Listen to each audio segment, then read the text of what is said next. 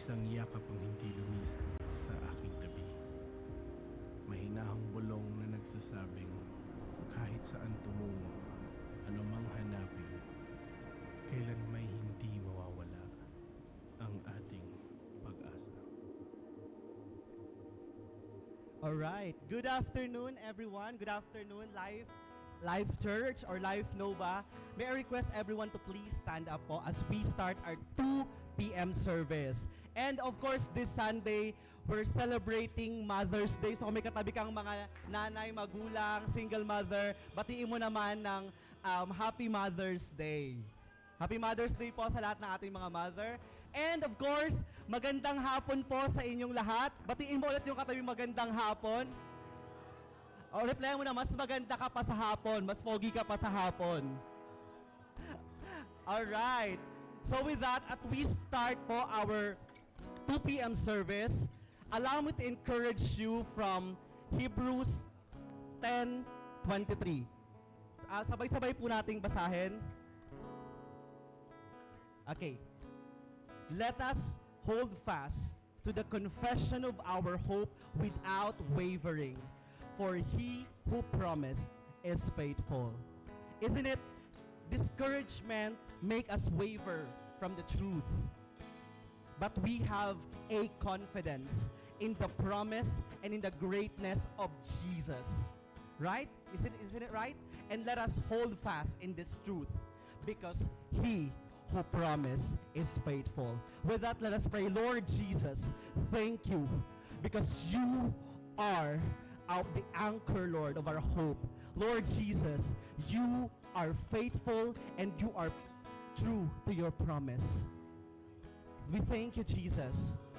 We honor you, Lord, in this place. And God, we thank you also, Lord, because your love, Lord, your faithfulness to us, Lord, never wavers. And as a response, Lord, we will never waver to our faith in you, Jesus. Maraming salamat, Lord, because of what you have done on that cross. Because of that, God, we are free. Because you raised from the dead, we are free. We are free from the lies of the enemy. We are free, Lord, even, Lord, from the death. We thank you, God, for making us alive. Maraming salamat, Lord. We thank you, God. And you said in your word, God, that no good things does to withhold from those who walk uprightly. Thank you, Lord, because the righteousness that you have imputed to us, Lord, we will walk into the manner of the faith, or in the manner, Lord, that you have called us. Maraming salamat, Jesus. We thank you, Lord, for today. We honor you. We bring back all the glory and praises to you, our Lord Jesus, we pray. Amen. Let us worship our God. Come on, church, let us worship our God.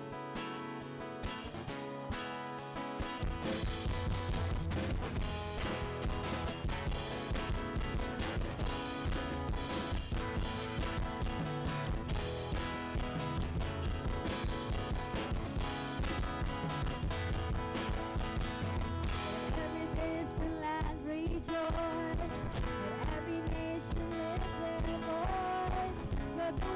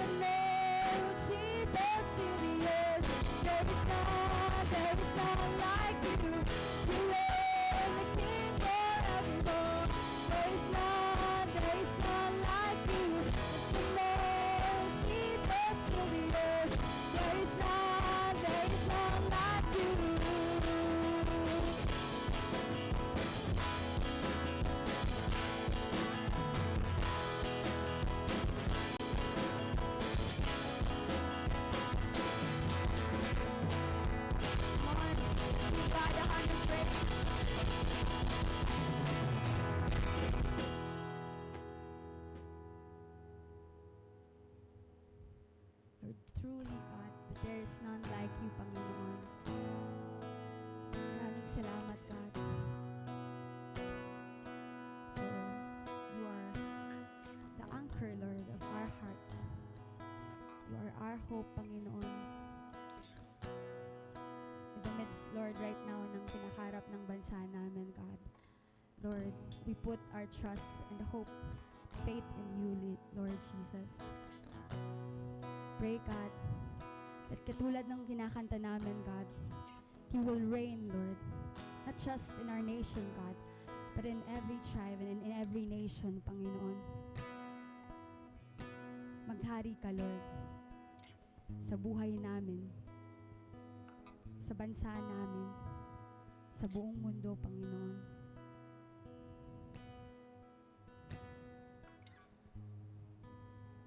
Nataas namin ang iyong pangalan, Jesus.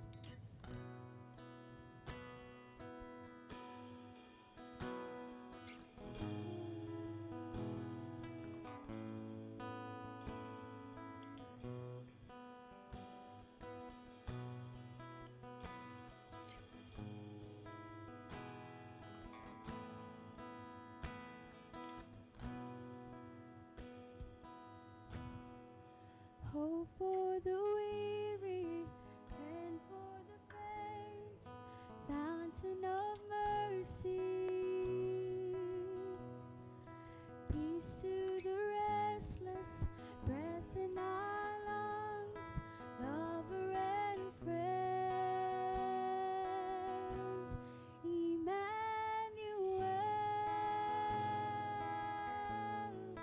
God with us.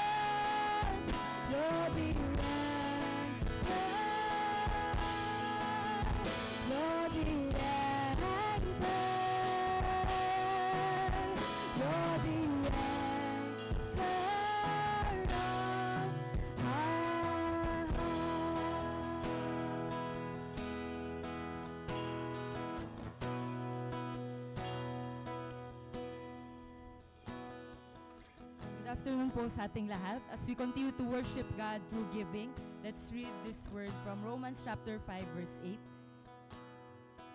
Ayan, sabay-sabay po nating basahin. But God shows His love for us in that while we were still sinners, Christ died for us. Christ died for us. Christ died for you and me. And so as we give this afternoon, ito yung pinipreach po natin na good news. And ito yung motivation natin. Kaya tayo nagbabalik ng ating tithes. Nagbibigay po tayo ng ating offering. And hindi po ba nakaka-encourage yun na magbigay knowing na si God, ganun niya tayo kamahal. Na sinacrifice niya yung kaisa-isa niyang anak na si Jesus to save us from our sins. Na kahit gaano pa tayo ka-sinful, kahit gaano pa tayo kasama, God loves us deeply. And sa ating pagbibigay, mas marami pang mga tao ay makakarinig ng good news, ng gospel ni God. And dahil din sa love ni God, kaya tayo nakakapagmahal na ibang tao. Kaya nakakapagmahal tayo sa mga taong di kamahal-mahal, sa mga katabi natin. And dahil din sa love ni God, kaya tayo na nakakapagbigay. So as our ushers assist us in giving, ayan. Meron din po tayong mga envelopes sa ating seats. Yan, so we can use that. Pwede po natin ilagay dyan yung ating tithes, yung ating offering. And meron din po tayong naka-flash sa screen. We can also give our tithes sa through GCash, PayMaya, and sa account. Yan, so right now as we give, mag-pray po tayo. Lord, we thank you for your word. Maraming salamat, God, for your grace. And we thank you for your unfailing love sa bawat isa sa amin. Panginoon, our motivation as we bring back our tithes, as we give our offering this afternoon is yung pagmamahal mo, Lord. So ngayon, masaya kami magbibigay. And Lord, we honor you, we praise your name, the name above every name, Jesus. Amen, amen. Lord, ngayon, extend po natin yung hands natin sa ating next generation, sa mga kids po. Yan, nakatabi natin, or anak natin, mga apo, or mga in-invite natin. Let's pray and extend our hands sa Life Kids. Lord, maraming salamat for this next generation, for these kids na dinala mo this afternoon. Lord, we pray that you bless them, keep them, bless their families, Panginoon. We pray, Lord, and we ask that you give them wisdom, the strength, and the knowledge, Lord. And we pray na ma-enjoy nila yung kids service for this afternoon. Marami silang matutuhan, God, and bigyan mo sila ng grace, Lord, ng wisdom para mag-obey sa'yo at ma-apply yun. Maraming salamat, God, and we thank you for the kids teachers, for the kids team. We are praying, God, that you give them strength, you guide them, Panginoon, and i-lead mo sila, God. Maraming salamat, God. Pray this in Jesus' name. Amen. Amen. Ngayon, patuloy po nating worship si God.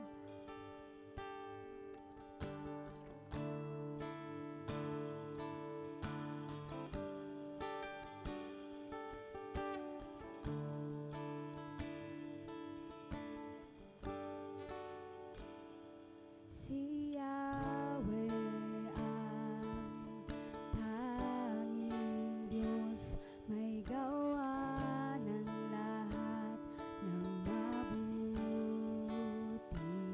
Ang lahat ng nilikha mo'y sumasamba sa'yo. Ang aming bayay, pinupuri ka, itinataas, dinadakila. Ang aming puso ay isang umaawit sa'yo. Mapalad ang bayan na iyong ibinukod. Mapalad ang bansang sa'yo lamang sumusunod. Maghari ka't manahan sa aming pagpupuri. Ikaw lang, O Diyos.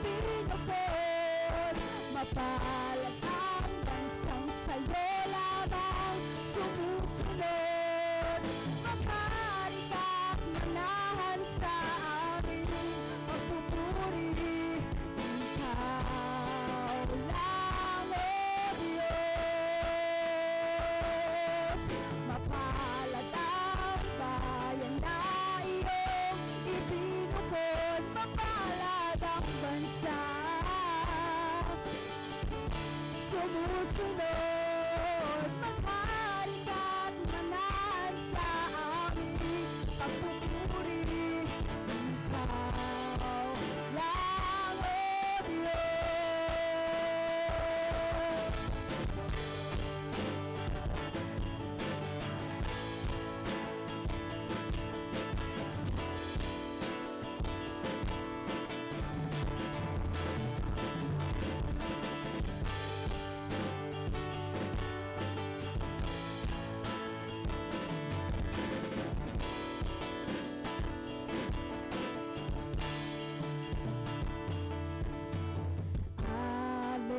Hallelujah, hallelujah. Pinupuri ka namin. Hallelujah, hallelujah. Pinupuri ka namin.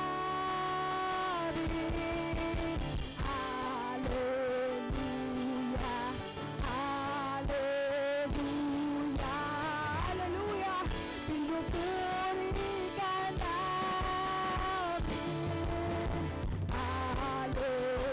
Hallelujah, hallelujah. Pinupuri ka namin. Hallelujah, hallelujah, hallelujah. Pinupuri ka namin. Hallelujah, hallelujah. Pinupuri ka namin. Mapalagang bayan na iyong ibinubod. Mapalagang bansang sa'yo lamang sumusunod. Maghari ka't manahan sa aming pagpupuri. Ikaw lamang, O Diyos. Mapalagang bayan na iyong ibinubod. Mapalagang bansang sa'yo lamang sumusunod. Maghari ka't manahan sa aming pagpupuri. Ikaw lang, O Diyos. Ikaw lang, O Diyos. Ikaw lang, O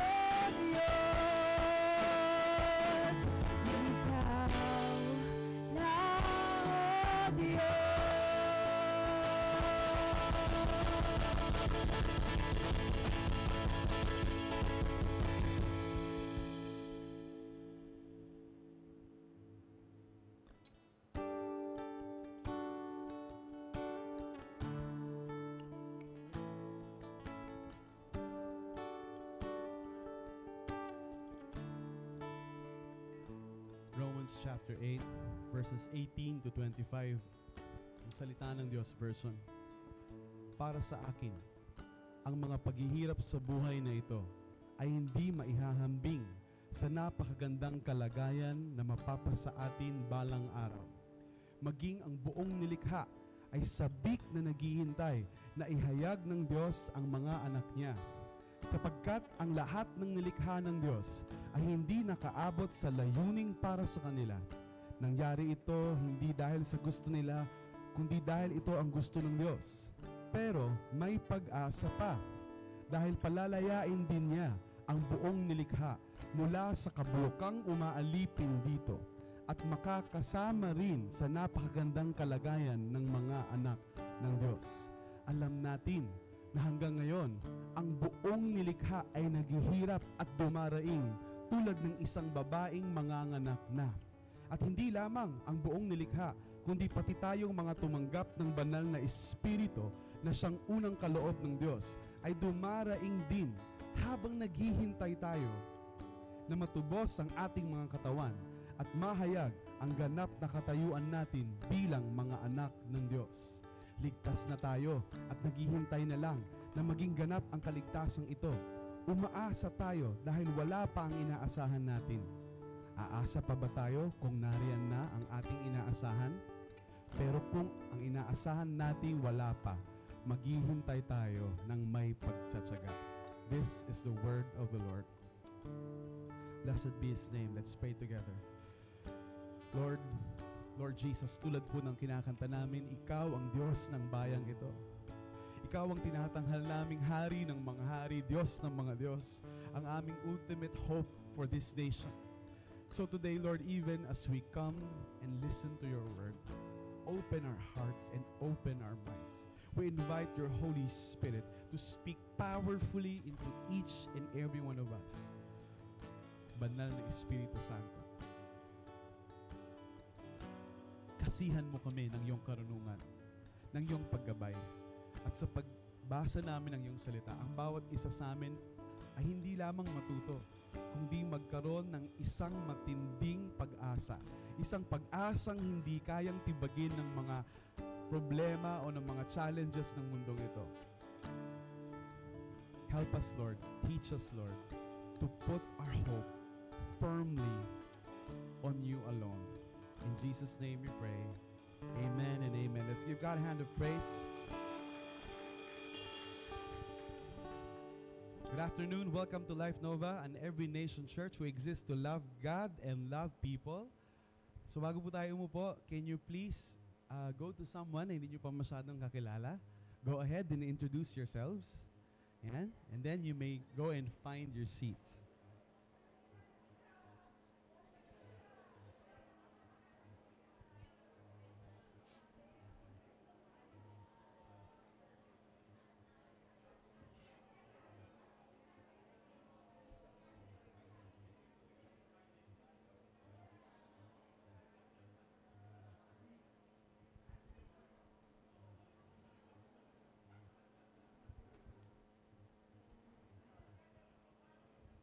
Yan.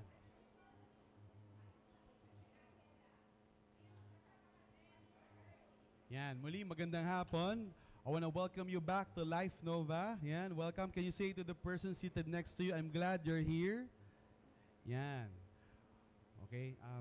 By the way, I just want to recognize the chairman of our board of directors from Life Virginia Beach and Every Nation Church, si Tito Gerald. With him is his beautiful wife, Tita Azela. Can you please stand po to be recognized? And they're from our original church in Virginia Beach. So let's give them a warm Life Nova welcome. Yan. Welcome po kayo dito. You may now take your seats. Yan. And speaking of people from Virginia Beach, I can still vividly remember the first time they came here in the Philippines. And I was there. I was a student. I was a nursing student back then. And ang una kong naisip, sabi ko nga bakit kaya itong mga Amerikanong ito, ang laki ng pag-asa nila, ang laki ng excitement nila na pumunta dito sa mahirap na bansang to. Ano kayang nakikita nila? What are they seeing that we are not seeing? That they're even seeing good things we don't even see in us. And maybe they're being fueled by hope. They're being fueled by a hope that cannot be destroyed by the circumstances, the painful circumstances in life. Now, the question for us ngayong hapon na ito ay ito. Eleksyon bukas. Meron po ba ditong mga registered voters na boboto bukas? All across the nation, we're gonna elect not just mayors, but our senators. And we are in a very challenging moment as a nation. If you think about it, in the last 6 years, our national debt, yung utang ng ating bansa, tripled. Even the former president said and admitted that corruption is endemic in the Philippines. Kumbaga sa sakit, hindi na magagamot, sabi ng dating presidente. And all across the nation, you can feel the pain of inflation. Sobrang mahal ng mga bilihin. Ilan sa'yo may katabi mukhang mapagmahal? Ayun. Mukhang kamahal-mahal naman. In contrast sa sinabi ni Aiselin kanina, kamahal na mahal naman po. Pero hindi lamang tayo yung nagmamahal. Pati yung presyo ng mga pagkain ay sobrang nagmamahal. And it's affecting not just our everyday expenses, but our performance as a nation. And in this bleak season, sobrang dali mawalan ng pag-asa. Sobrang madali to give a sigh of disappointment and say, bahala na nga sila dyan. Ayoko na lang bumoto. Kahit ano naman ang iboto ko rin, ganun din naman, wala namang nababago. It's so easy for us to get dejected and say, sige, ibebenta ko na lang yung boto ko. At least may napakinabangan ako dito sa politikong to kahit kurakot siya. And to really lose sight of the Christian values we hold dear in our hearts. It is so easy for us to give in to hopelessness and despair. Alam ko bawat isa sa atin dito, mga Pilipino, familiar tayo or very familiar with poverty and suffering. And for many of us, it is our everyday reality. And the question we must confront as a church is, how do we remain as a people of hope despite the present sufferings, kahit parang kalunos-lunos at walang pag-asa ang nangyayari sa ating bayan? Paano tayong mananatili beacons of hope for our nation? The Lord Jesus called us together as His people dito sa Novaliches to be a beacon of hope that shines the light of the gospel in the darkest places, in the campuses, in the communities, sa mga nakapaligid sa atin. Pero napakahirap magbigay ng pag-asa sa iba kung tayo mismo ay walang pag-asa. How do we find hope? Where do we find hope? And you know, these questions have been answered in the most masterful way by the author of the book of Romans, the Apostle Paul himself. Nung sinulat niya yung book of Romans, yung mga Romano, mga Christians sa Rome, being a very unpopular religion at the time, are undergoing being marginalized. Sila ay isang marginalisadong mga tao, and they're being viewed with suspicion by the government. And yet, Paul wrote to them about the hope, the solid hope that they can have in God. We're going to talk about the future hope of sharing in the glory of God. O yung pag-asa natin sa hinaharap na makibahagi rin tayo sa kadakilaan ng Diyos. Kung natandaan ninyo last week, we talk about how suffering produces character. Diba? Natandaan nyo yung mga klase ng ring, wedding ring, engagement. But we also talk about how suffering produces character in us, and how character produces hope in us, and how that hope na meron tayo is really something that we can count on and stand on solid ground dahil hindi tayo pinabayaan ni Lord kailanman. At yung hope na yon ay darating ang panahon, hindi lang tayo babalik sa Garden of Eden or in the place na katulad ng sa Garden of Eden bago nagkasala yung tao. What the Bible is telling us is something more mysterious and something more magnificent. Lalampasan pa natin yung original design ng Diyos pre-fall, bago tayo bumagsak. And we're gonna share with the glory of God. The glory of God is something that He fights for jealously. Hindi niya sinishare yan kahit kanino. Kaya nga walang pwedeng i-worship kung di siya lamang. Walang ibang Diyos maliban si Yahweh. He is very jealous with this glory because not just for personal reasons on the part of God, but because the moment na ipinagpalit natin yung glory ng Diyos o kadakilaan ng Diyos sa iba, masisira mismo tayong mga tao because we're designed to bask in the glory of God. Para tayong mga halaman na pag tinanggal mo sa araw, malalanta at matutuyot. Pero pag may tamang sunlight, if we are exposed to the glory of God, na tayo ay mayayabong, bubunga, mamumunga at lalago. Pero alam ba ninyo, the mystery takes it further. Hindi lang tayo ma-expose sa glory ng Diyos. Ang gusto ng Diyos, i-share yung glory na yon sa atin. To raise our bodies immortal, imperishable, no longer subject to death and pain and suffering. And to raise us anew as a people of God, truly as sons of God. Mangyayari pa talaga to? And how does this hope informs us in our present struggles? Sabi dito sa Romans chapter 8 verse 18, "For I consider the sufferings of this present time are not worth comparing with the glory that is to be revealed to us." grabe, ang galing ni Paul, no? Sabi niya, oo, naghihirap tayo sa mga Romano back then. But still true for us in the Philippines right now. Naghihirap tayo, pinapersecute tayo. Ilan sa'yo may katabing cute? Sabi na yung mga cute daw, pinapersecute. No? Hindi lang. Hindi lang yung mga, but not just because of anything else, but because of following Jesus. Yes, we're being persecuted. Hindi niya dinideny yun. Sabi nga ng mga tao na against sa Christianity or against sila sa pagsunod kay Jesus, yung faith naman na yan, opium lang yan eh. Parang anesthesia lang ng pain. Hindi naman talaga ginagamot ng anesthesia yung sakit, di ba? Ninanumb lang para hindi mo maramdaman. And so, critics of Christianity would say, ang Bible o ang mga promise ni God, parang anesthesia lang na mawawala yung pain, para lang hindi mo maramdaman. But you know, let me tell you this, the promises of God are not just opium for the pain. They don't just numb us from the pain. The power of the promises of God reverses the pain and makes us share with the glory of God. Sabi ni Paul dito, anumang paghihirap na meron tayo ngayon, walang-wala yun. Walang sinabi yun. Kumpara sa kadakilaang marireveal pa lang sa atin. So ang sinasabi ni Paul sa church, mag-anticipate tayo, mag-look forward tayo sa future dahil may pinangako ang Diyos sa atin. And sabi nga ni JM kanina during the call to worship, because He who promised is faithful, we can count on this promise that He has given us. For the creation waits with eager longing for the revealing of the sons of God. And ito yung medyo weird sa part na yun. Sabi niya, no, yung lahat ng nilikha, ang araw, ang kalawakan, ang kabundukan, the forest, the oceans, the universe, literally, ang mga between, they wait with eager longing. Nasasabik. It's like the personification of the universe. Nasasabik ang sangnilikha na mahayag na ang mga anak ng Diyos. Ano ibig sabihin nun? Ibig sabihin nun, nung nilikha ang tao at binigyan tayo ng partnership kay Yahweh. Sabihin nyo nga, partnership. So, a lot of us may say, kung mahal tayo ni God, ba't tayo naghihirap?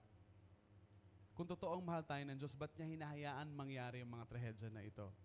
Bakit may isang batang musmusing pa masasagasaan? Kung mahal talaga tayo ng Diyos, bakit may isang bata na gahatid lang ng OFW niyang tatay masasagasaan sa airport? And we have all of these questions in our mind. Di ba? But you know what? We have to go back to the original design. Nung nilikha ng Diyos ang mga tao at inappoint tayong tagapamahala ng mundo, it's like God entered a contract.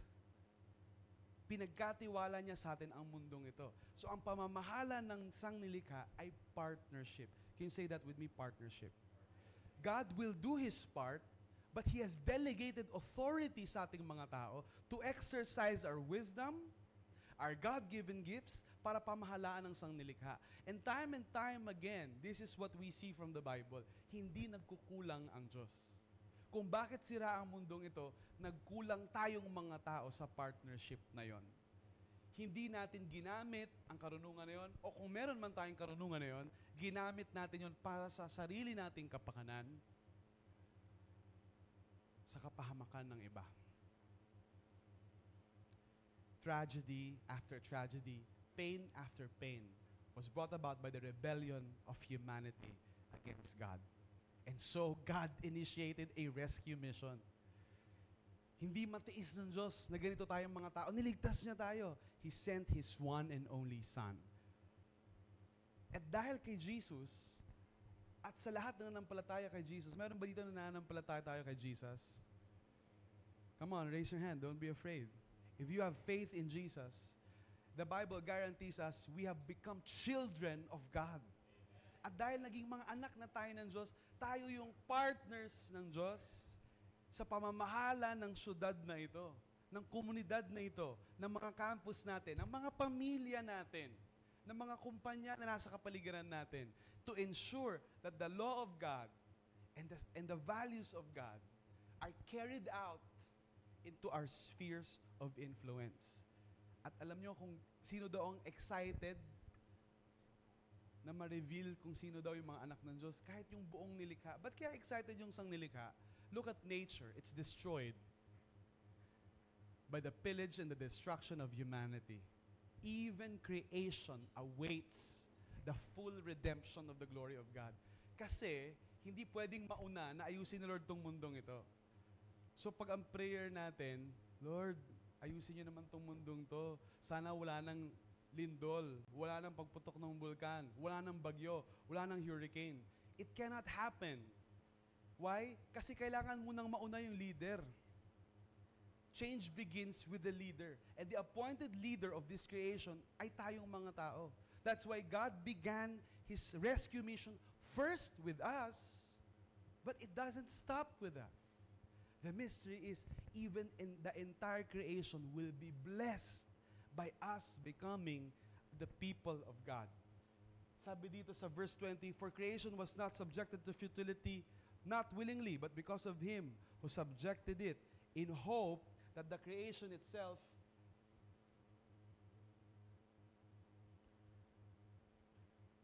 will be set free from its bondage to corruption and obtain the freedom of the glory of the children of God. Hindi sana gusto ng mundo na mawasak at masira. Pero hinayaan na rin ng Diyos na mapasama na at ma-curse tong mundong ito.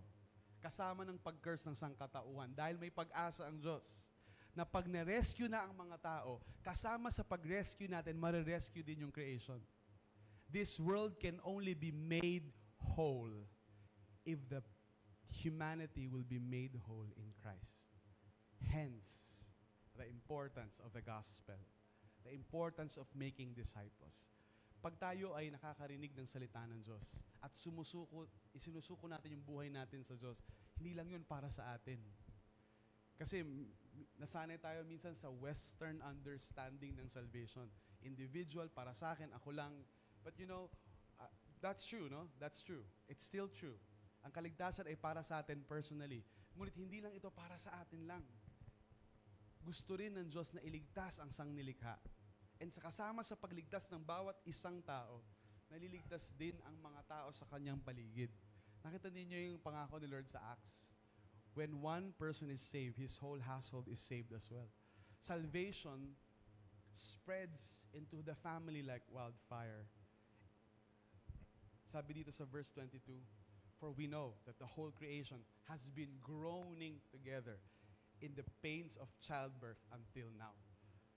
Isipin nyo, yung buong mundo, yung Pilipinas, dumadaing. Marami sa atin, yung pag sumasali tayo ng contest sa murals or art-making contest sa school, tas kailangan mong mag-paint ng social issues, madalas, pinoportray natin yung mundo na parang nanay or Mother Earth or the nation as inang bayan. Di ba napapansin nyo yun?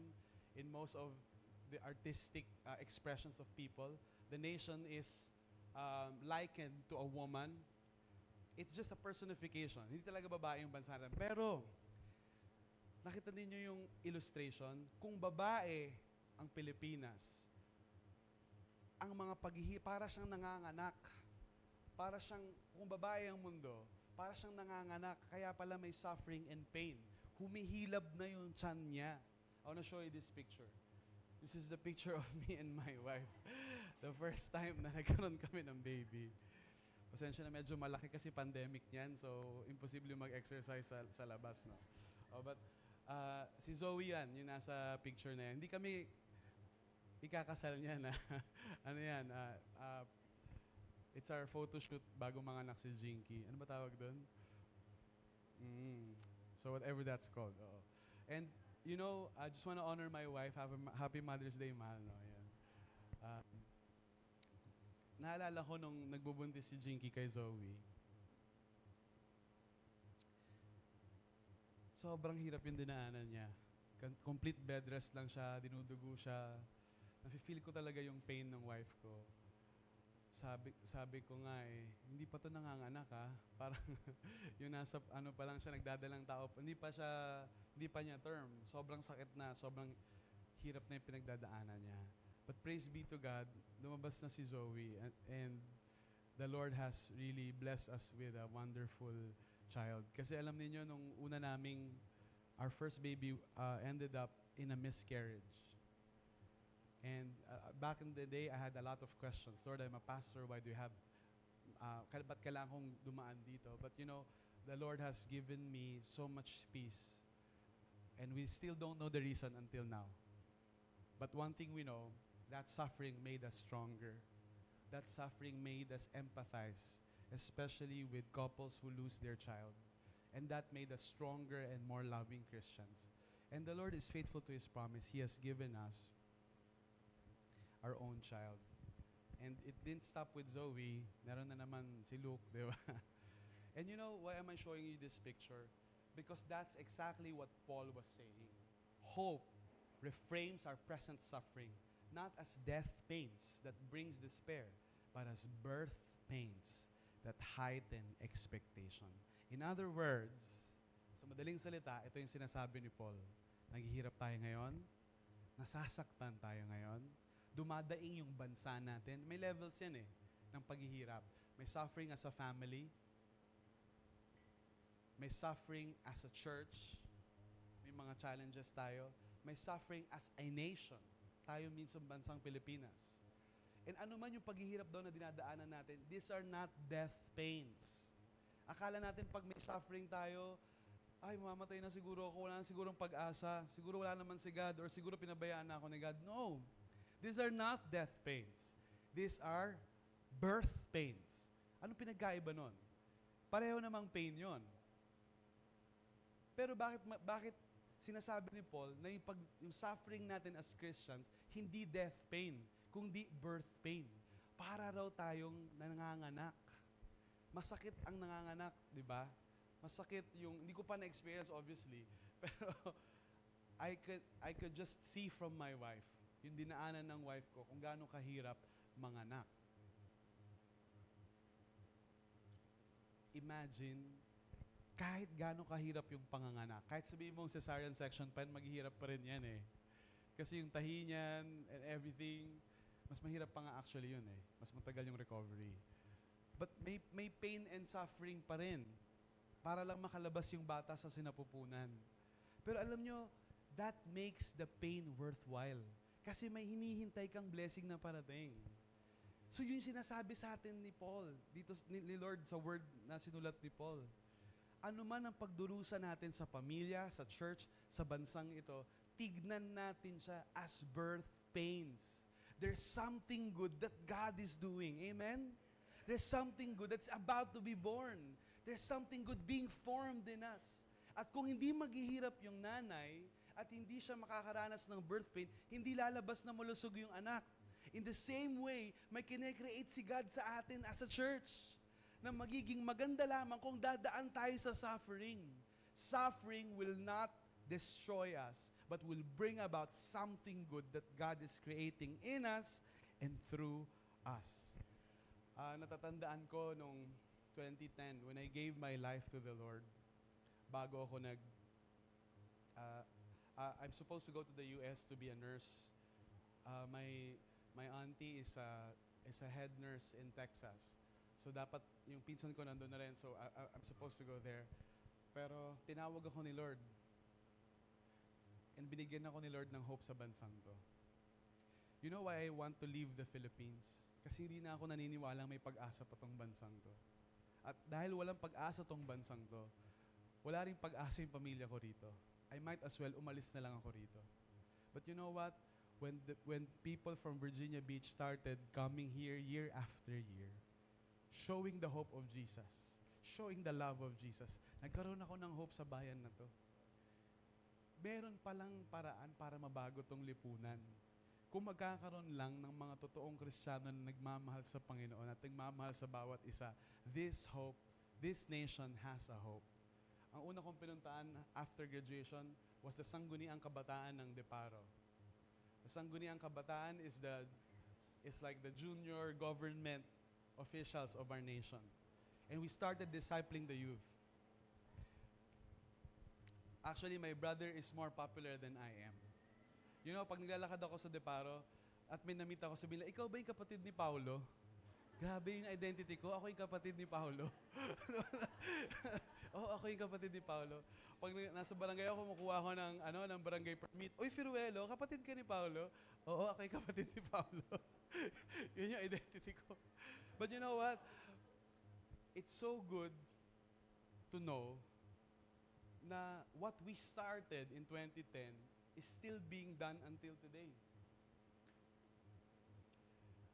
The Sangguniang Kabataan Chairman, Nova Proper, is none other than one of our real-life scholars.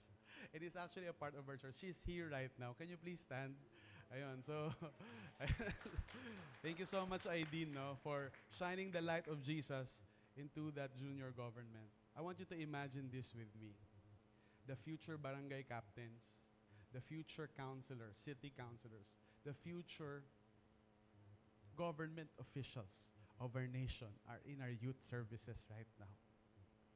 Imagine what God can do through us, in us, if only we will endure this suffering of present time. The Lord will bring about such a mighty revival in our nation that has never been heard before. The Lord is reaching our young people. One of another, for those of you who are not familiar, meron po tayong Real Life Foundation Center dito sa Life Novaliches. Ang ibig sabihin nun, tayo po ay nakipag-partner sa Real Life upang magbigay ng pangmatrikula, edukasyon sa mga kolehiyo at senior high school na qualified. And when I say qualified, they're underprivileged and at the same time, mataas yung grades nila, masipag mag-aral. One of our Real Life scholars is actually a commissioner of the Commission of Ateneans for Indigenous Peoples. He also goes to our youth services. He's also a part of our church. And you know what he does?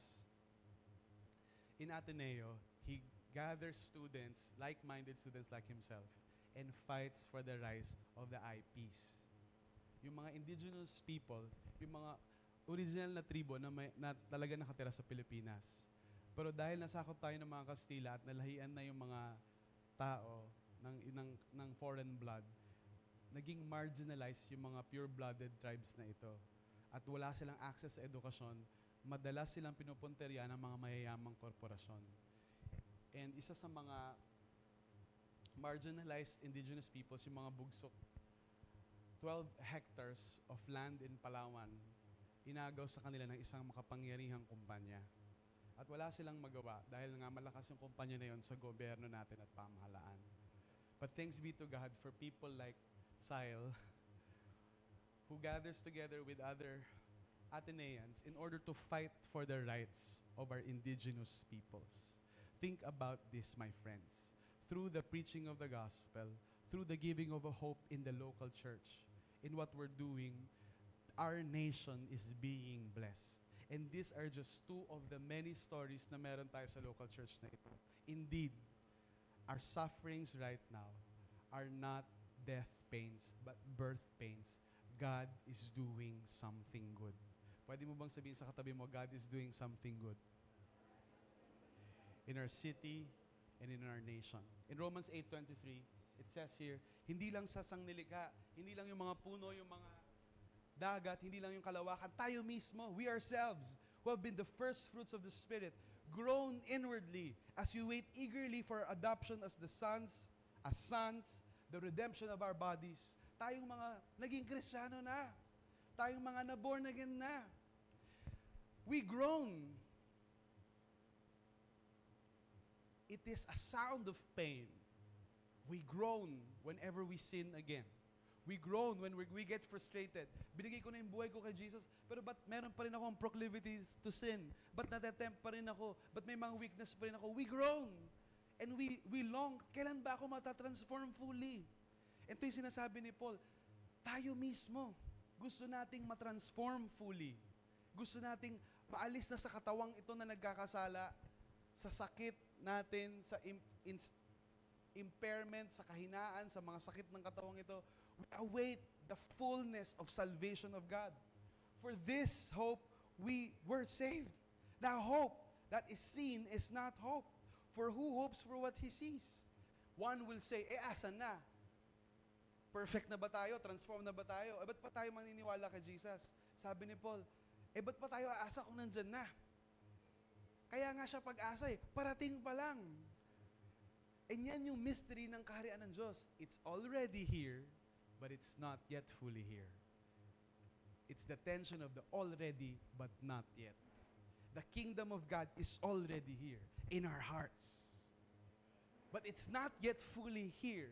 Because if it's fully here, babalik na yung Panginoon, mag-iiba na yung buong mundo. Pero, here's the good news. May deposito na. Gusto pa ba sa tindahan yung deposito? Pag bibili, may walang bote, mag-deposito. Para saan ba ang deposito? Di ba it's a promise na babalik mo yung bote? In the same way, may deposito ang Diyos sa atin. Nilagay niya yung Holy Spirit niya sa atin as a sign na babalikan niya tayo. Ilan po sa inyo gusto niyo balikan tayo ni Lord? Ayaw ninyo. Ilan sa inyo gusto niyo balikan tayo ni Satan? O ulit. Ilan sa inyo gusto balikan tayo ni Lord?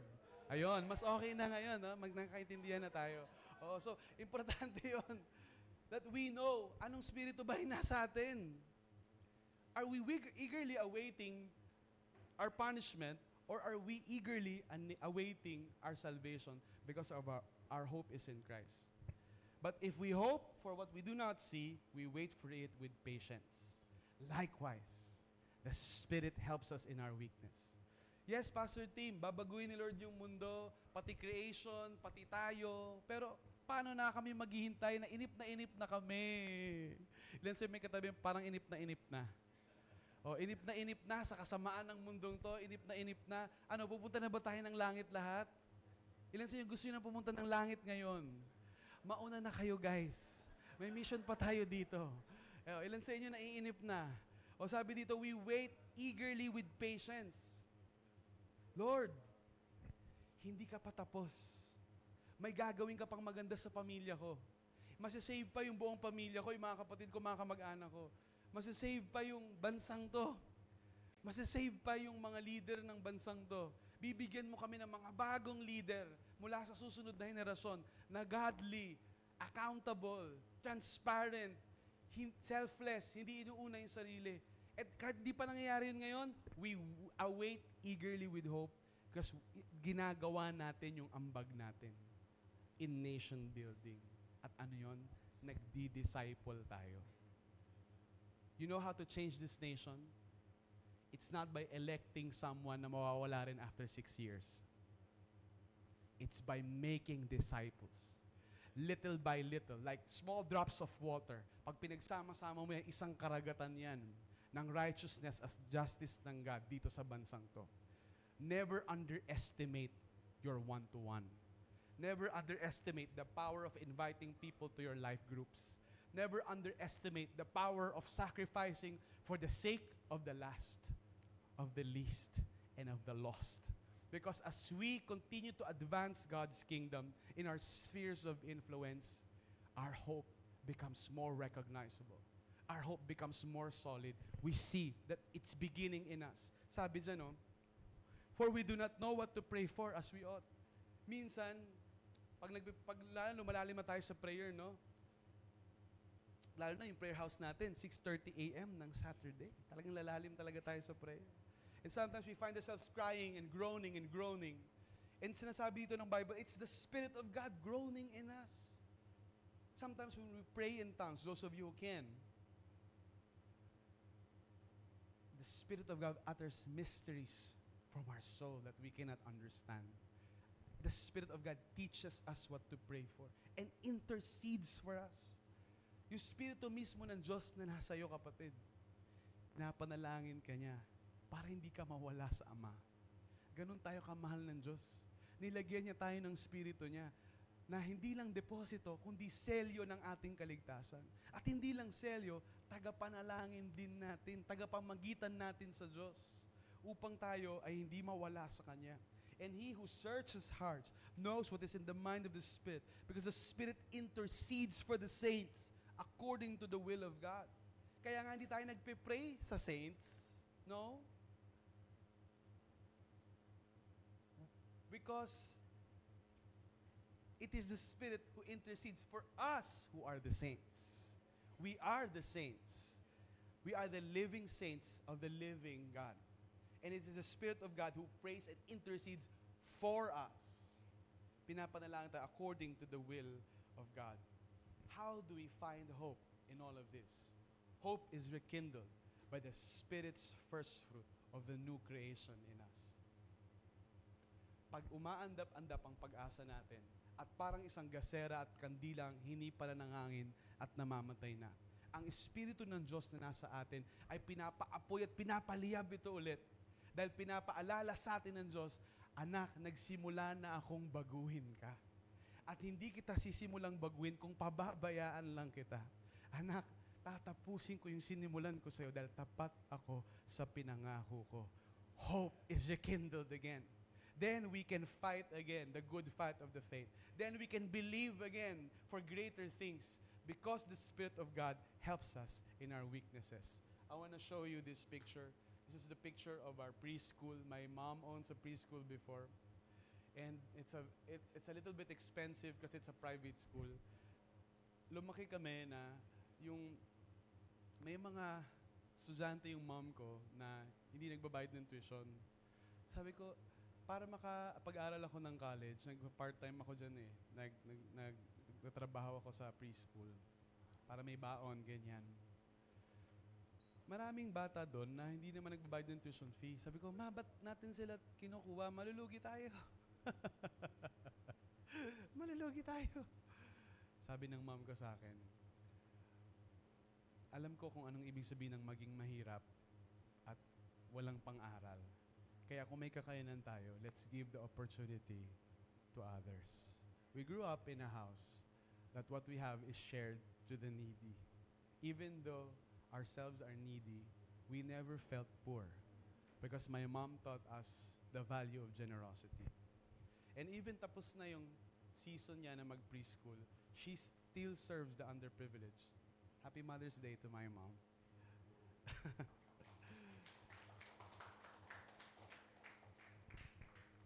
My mom's faith has been a beacon of hope for us, mga anak niya. Kami ni Paolo. The reason we believe in nation building and still reaching the lost, the least, and the last is because my mom has showed us a very good example to not just disciple, but fight for the rights and fight for the good life of those who are in need. Here's a picture of our Real Life Foundation here in Nova Central. We have 10 scholars. Think about it, my friends.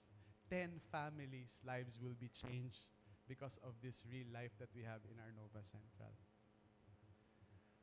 Little by little, trickle by trickle, we are changing this city for the good of God and for the good of His people.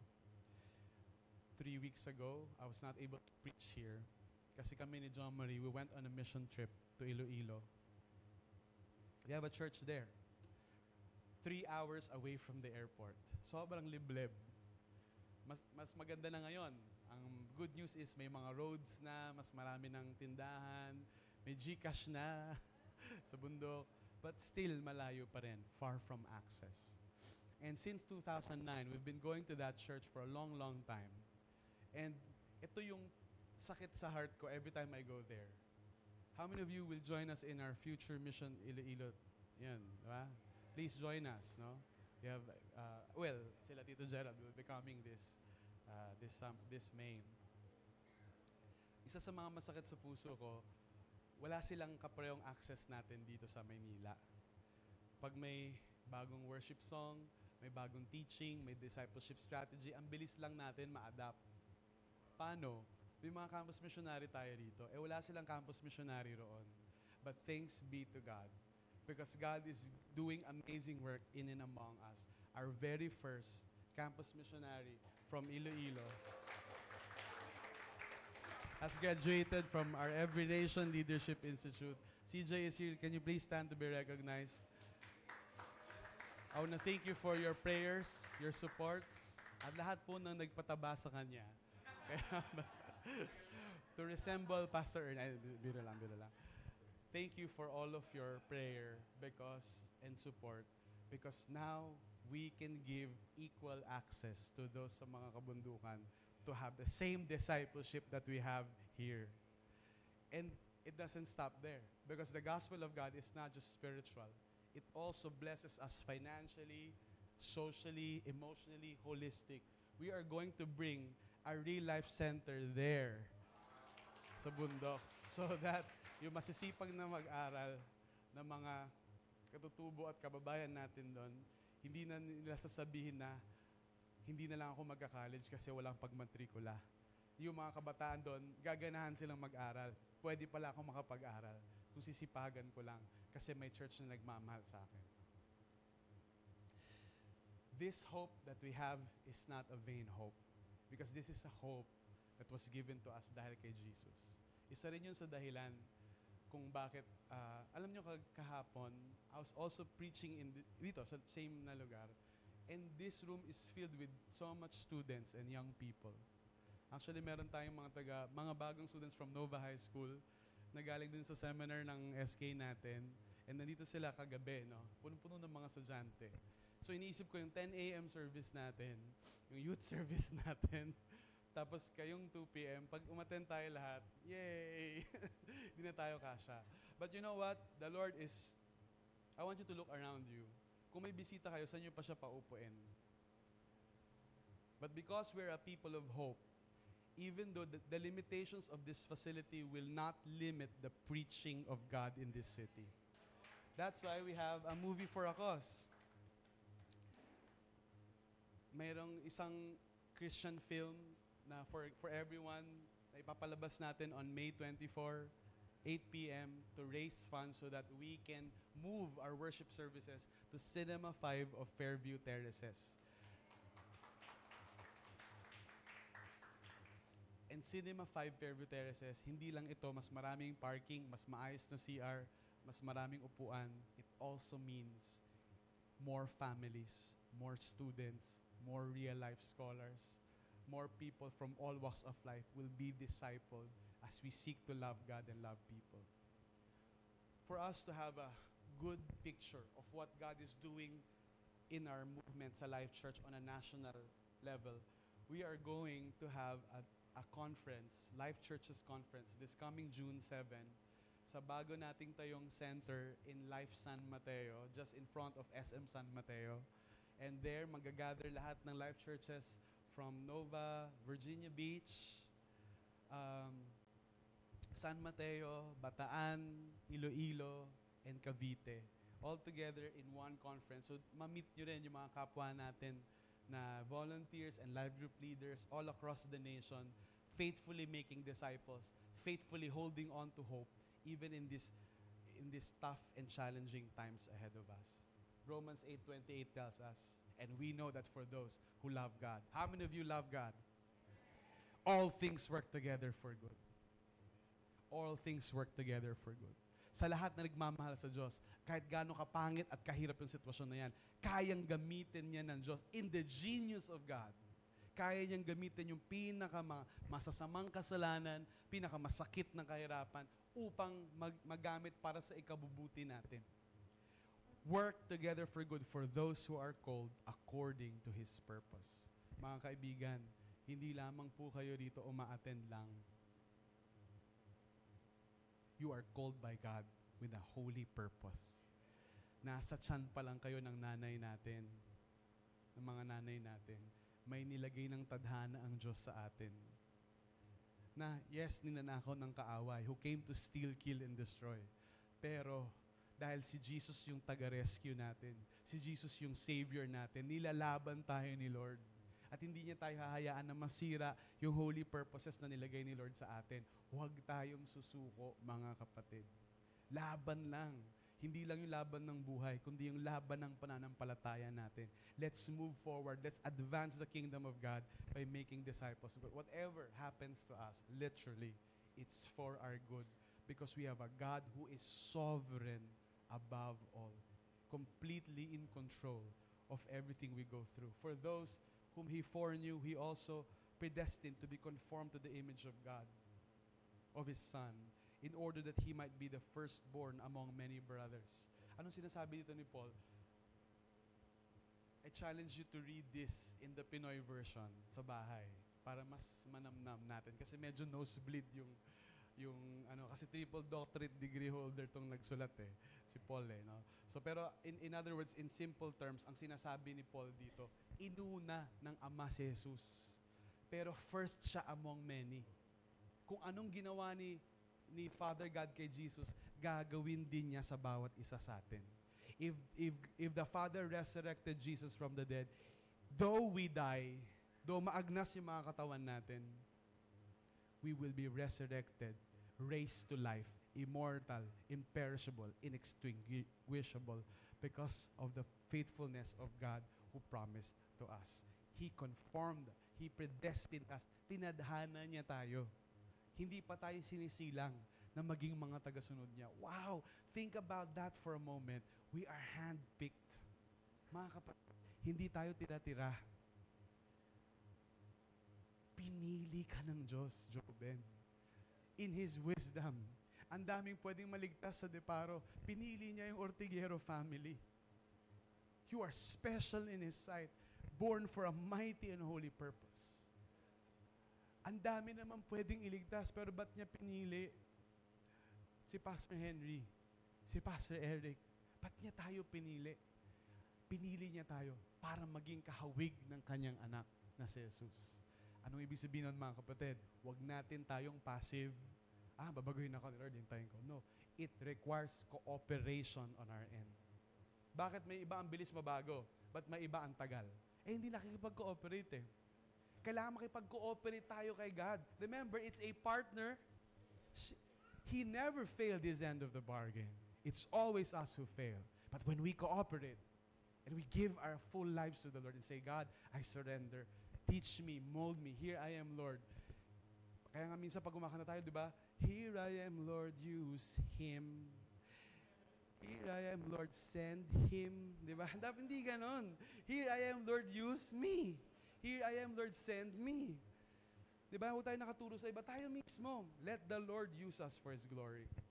And those whom He predestined, He also called. And those He called, He also justified. And those He justified, He also glorified. Wow, nosebleed terms. Ano yan? Lahat ng kanyang tinadhana ay tinawag rin niya. At lahat ng tinawag niya ay pinawalang sala niya. At lahat ng pinawalang sala niya, let me hear an amen sa lahat ng pinawalang sala, ay i-glorify niya. Babahagingan niya ng kadakilaan niya. We will be raised in His glory. And when people look at us, they will see the glory of God in our lives and say, God is truly alive. God's not dead. He is truly alive.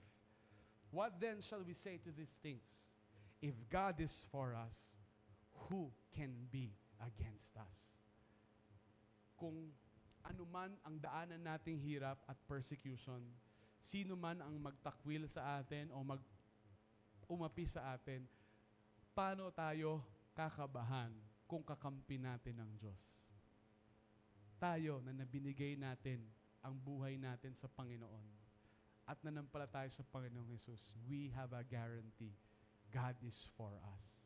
The next time you go through another death sa family, the next time you go through another disease sa family, next time you look at your budget and your bills and they don't match, always remember this: God is for me. God is for us. Hindi niya yon ginusto para sa ikakawasak at ikakahirap natin, kundi to make us stronger and to build us into a people that He has always formed us to be. Suffering won't destroy us. It will only make us more faithful and be conformed to like His Son, Jesus. What's our guarantee though? He who did not spare His own Son, but gave Him up for us all, how will He not also with Him graciously give us all things? Kung binigay niya na si Jesus sa atin, ano ba naman yung maliliit na pinagpipray natin? Ano ba naman yung malalaking pinagpipray natin? Lord, ingatan niyo po yung anak ko. Lord, i-bless niyo po yung business ko.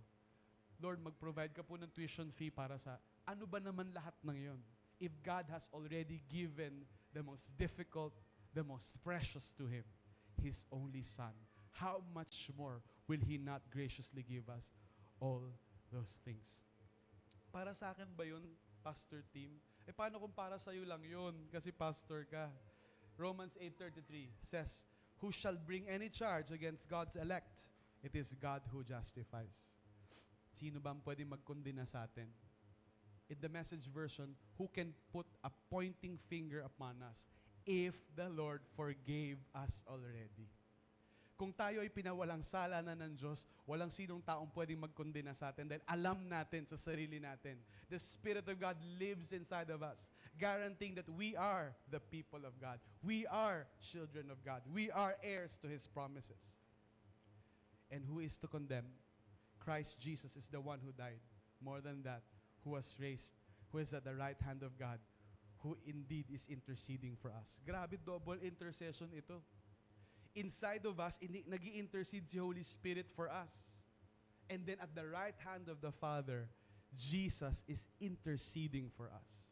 Not the saints, not the other gods. Jesus intercedes for us. Not the priests, not your pastors. Jesus intercedes for us. Jesus prays on our behalf. Malakas pa naman yung padrino system sa Pilipinas. Speaking of padrino system, kung si Jesus yung padrino natin sa Ama, kakabahan ba tayo? At kahit sino pang maupo sa pamahalaan, ito yung tatandaan natin. Si Jesus pa rin ang hari ng bayan na ito. At hindi mapipigilan ang kalooban niya dito sa lupa katulad ng sa langit. Wala makakapigil sa Panginoong Hesus at sa kanyang paghahari. Kaya bukas sa darating na eleksyon, iboto niyo po ako. Hindi pala ako tumatakbo. Hindi po ako nangangandidato. Ano pong gagawin natin bukas? We cast our votes in prayerful wisdom, but with expectant hope, not in political leaders, but in Jesus, our true King. Boboto tayo as Christians.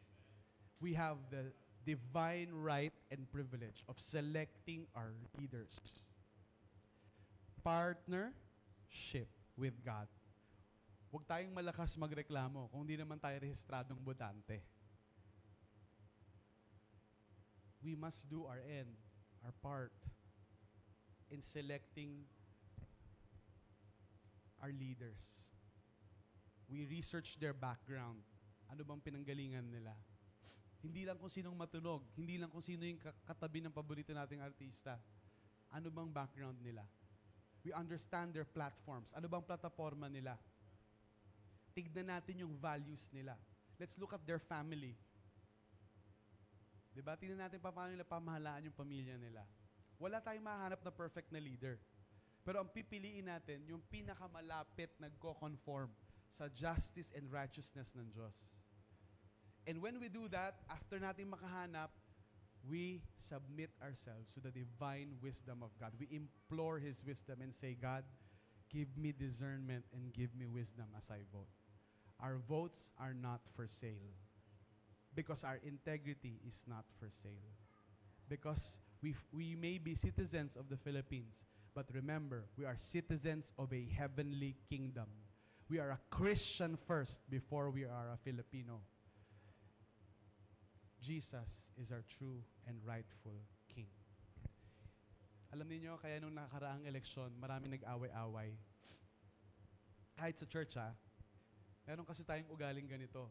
Siya na yung magliligtas sa Pilipinas. Siya na yung magliligtas. Kaya iiwanan ko lahat, aawayin ko lahat para lang ma-elect siya. Pag hindi siya yung na-elect, kawawa na tayo. You know what that's called? That's called idolatry. No human being can be our Messiah except the one who has already been given to us, the man God Himself, Jesus Christ. And when we sacrifice our relationship at the altar of political convenience, we make an idol out of a political candidate. Let me tell you this. Minsan yung mga inaapi, pag sila na nakaupo, akala mo pagtatanggol niya yung mga nang-aapi, magugulat tayo, siya naman yung nang-aapi. Unless the cycle of sin is broken in our nation, kahit sinong ihalal natin will always be flawed. Again, let us cast our votes prayerfully, pero hindi sa politiko ang ating pag-asa. It's only in Jesus. So anong ambag natin? to change this nation, mag-disciple po tayo mga kapatid. Mag-one-to-one tayo, mag-life group tayo. One more disciple is one more follower of Jesus. One more vessel of the Spirit of God. And one more agent to love God and love one another. Let's all stand together and pray.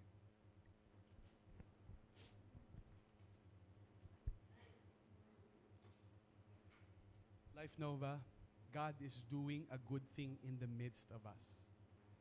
And I believe that the Lord will bring our church like a city on a hill. Remember our past anniversary? On June 29th, we will be celebrating our 17th year anniversary in Cinema 5 Fairview Terraces. Because the Lord will bring us like a city on a hill to give light to this dark and broken world. Not just our church, but our families as well. The Lord will do a mighty thing in our families. And the Lord will make sure that each one of us are shepherded and taken care of.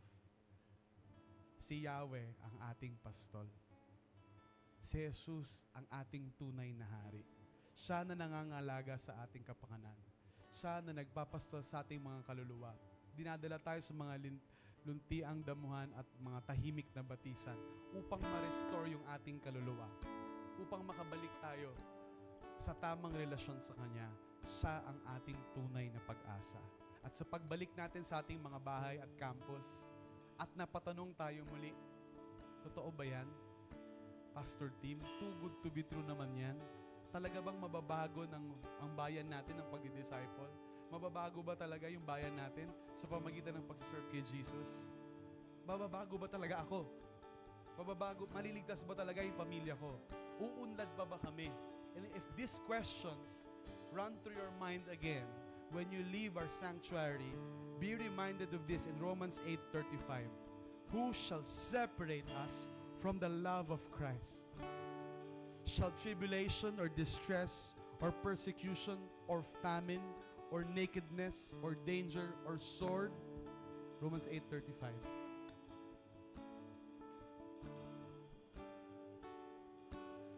Sino raw ang makapaghihiwalay sa atin sa pagmamahal ni Jesus? Kahirapan ba? Pagsubok ba? Pag-uusig ba? Taggutom ba?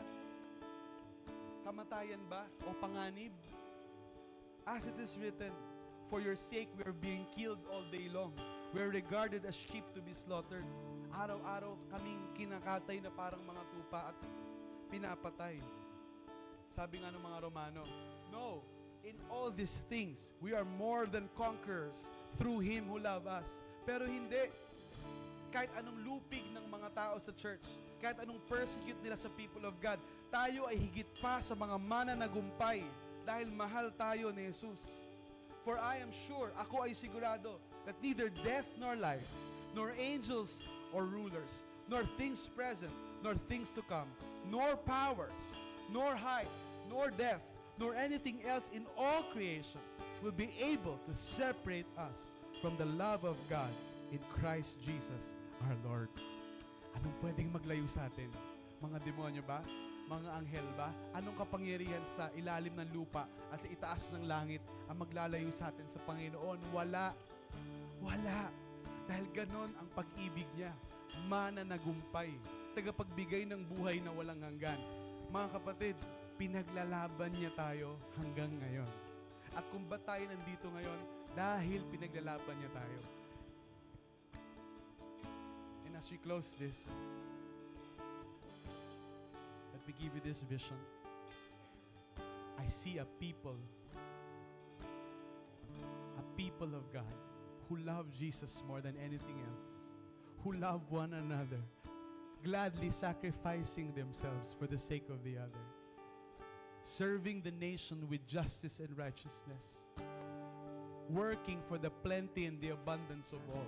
I see a Philippines united, not just by race and by tribe, but by the love of God. I see live churches in every island of the Philippines, spreading the love of God to the farthest corners of this archipelago. I see a people in Novaliches being instruments of God, to spread the love of God, not just in the Philippines, but in other nations as well. For God does not just love our nation, but He loves every nation under heaven and longs to redeem us to Himself. It all begins with a decision today. Will we give our life to Him who loves us and in whose love nothing can be separated? Nothing can separate us from Him. Kung gusto niyo pong ibigay ang inyong buhay sa Panginoon ngayong hapon na ito, itaas niyo po ang inyong mga kamay at manalangin kasama ko. Panginoong Jesus, naniniwala po ako. Sumabay po kayo sa akin na ikaw ay anak ng Diyos. Isinilang, nabuhay, namatay, at matapos ang 3 araw, nabuhay muli para sa kapatawaran ng aking mga kasalanan. Mula po sa araw na to, nagsisisi po ako sa aking mga kasalanan. Tinatanggap po kita bilang aking Panginoon at tagapagligtas. At mula ngayon, ilayo niyo po ako sa lahat ng sinasabi ng Biblia na kasalanan. Turuan niyo po ako na sumunod sa iyo at ialay ang aking buhay para mahalin ang iba, para ipangaral ang gospel sa iba, at para ma-disciple sila. Ito po ang aking samot dalangin. Sa pangalan ni Jesus. Amen. Let's worship the Lord.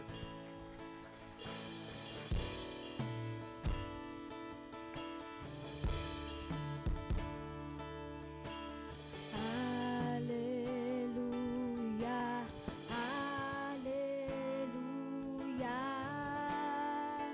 Pinupuri ka namin. Hallelujah, hallelujah. Pinupuri ka namin. Hallelujah, hallelujah. Pinupuri ka namin. Hallelujah, hallelujah. Pinupuri ka namin. Hallelujah, hallelujah.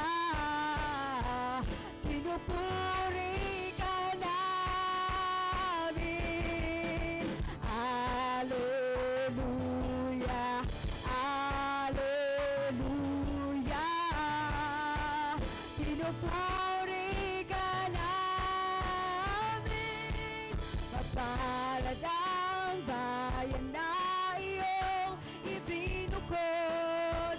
Mapalad ang bansang sa'yo lamang sumusunod. Maghari ka at manahan sa aming pagpupuri. Ikaw lang, O Diyos. Mapalad ang bayan na iyong ibinukod. Mapalad ang bansang sumusunod. Maghari ka at manahan sa aming pagpupuri. Ikaw lang, O Diyos. Ikaw lang, ikaw lang, O Diyos. Ikaw lang, O Diyos.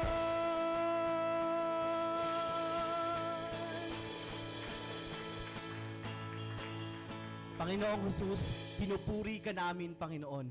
Pinupuri ka namin sa lugar na ito, God. Panginoon, maghari ka sa aming mga puso, sa aming mga bayan, Panginoon, at sa aming mga pamilya. Pinupuri ka namin, aming Jesus na tagapagligtas at Panginoon.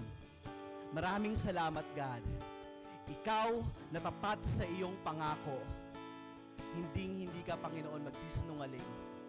because He who promised is faithful, and that is who you are, our Lord Jesus. We thank you, God. We honor you in this place. We give you all the adoration, all the praises that you deserve. In Jesus' name we pray. Amen. Let's give our God a hand of praise. Come on. And that concludes our 2 p.m. service. Meron pa po tayo next week. And allow me just po to give you our announcement. By the way, my name is JM. Nakalimutan ko kanina. And once again po, we encourage you po to register sa ating upcoming live conference. That's Deeper Together.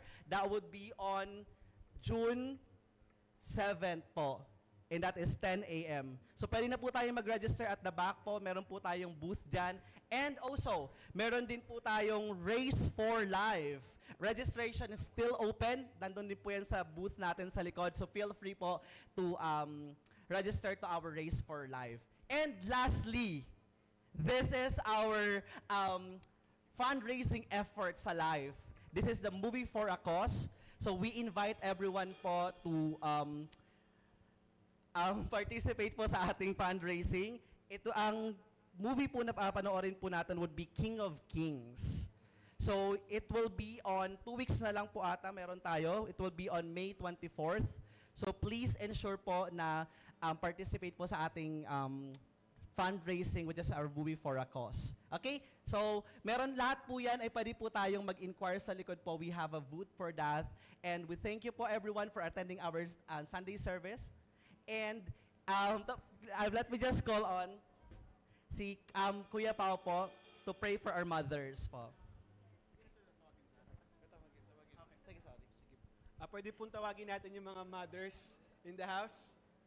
Pag-pray po natin sila sa harapan. Mga mama, mga mothers, we want to pray for you. We want to bless you before we go. Palapakan naman po natin yung mga mothers natin. Palapakan natin sila. Yay! So po. Tita. Hi. Uncle. Sino po sa inyo na-appreciate nyo ang mga nanay natin? Come on. Happy Mother's Day po. Thank you, Lord. Grabe. Sige po, huwag po kayo maingay, mga mama, mga mothers. Ate Jing, come on, let's go. Ate, let's go. Okay. Wow! Thank you, Lord.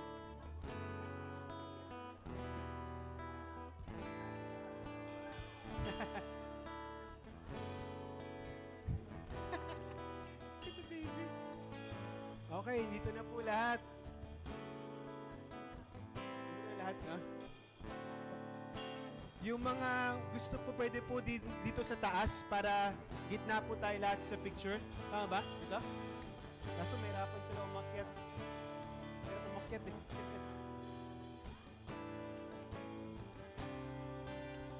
Okay. Sige po.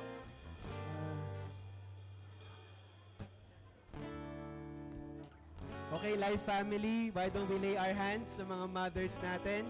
Let's speak a word of blessing. Let's pray for them. Lord, we thank you for our loving, amazing mothers, Lord, that you have given our church. Lord, we thank you for their calling. We thank you for their purpose. Their identity is in you, Lord.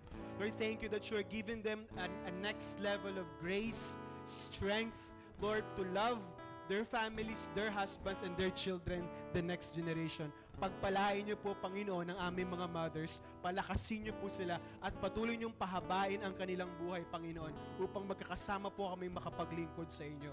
We thank you, Lord. We bless you in the lives of our mothers. In Jesus' name we pray. Amen and amen. Happy Mother's Day po. Happy Mother's Day. Picture, picture. Sige po. Picture po tayo, mga mami.